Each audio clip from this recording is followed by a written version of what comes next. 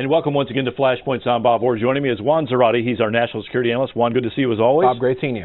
So the president has pledged, along with other partners, to degrade and destroy ISIS. But to do this, he has to win not only the military battle, he's got to win the narrative, and he needs help on all fronts. How is this coalition coming together?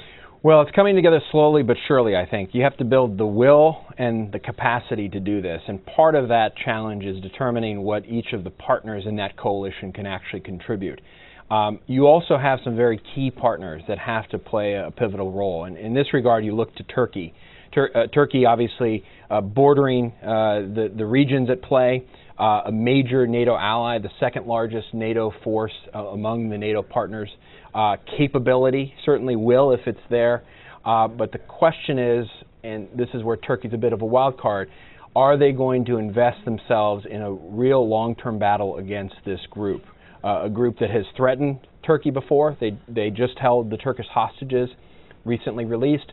What will Turkey do to cut off? The signs don't look very good, to be honest with you. Yeah, no, Turkey was unwilling to sign the original agreement to be part of the coalition, and in many ways Turkey's pivotal. Why?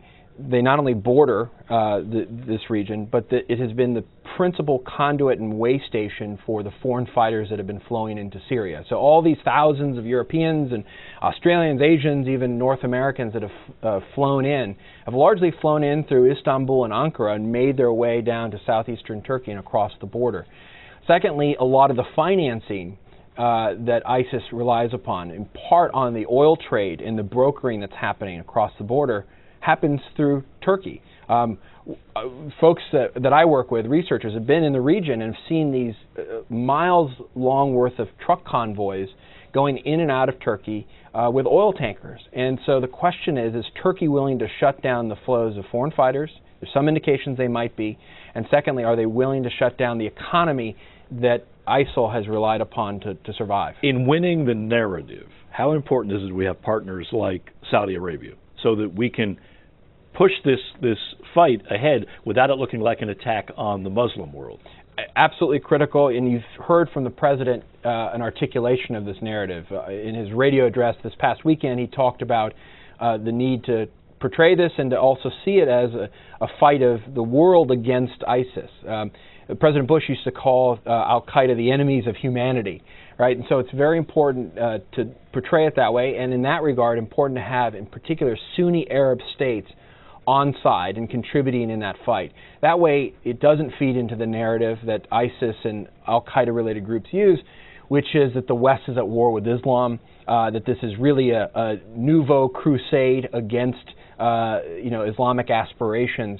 Instead, these guys need to be seen as outlaws and barbarians being fought by the entire world, in particular those who are supposed to be their core constituency, Sunni Arabs. And as we wrap up, what is your sense of how strong the commitment is with these partners? I mean, they've signed on, but there's a way to kind of sign on and put your name on it, and then there's a way to be fully vested. Right.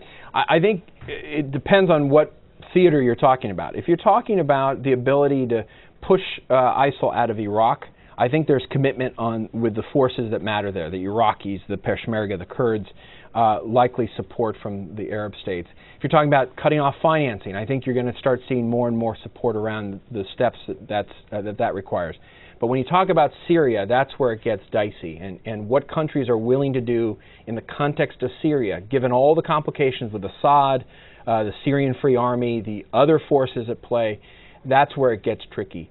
So at the end of the day, I would look to see what Turkey does, because Turkey's pivotal here, and they really are a wild card in this equation. If they're in on this and in a very forceful and powerful way, this is going to be a successful venture. If they're not, it's going to be much more difficult. Obviously one to watch. Juan, thanks as always. Thank you, Bob. And thanks to you for watching Flashpoints. I'm Bob Orr. We'll see you next time.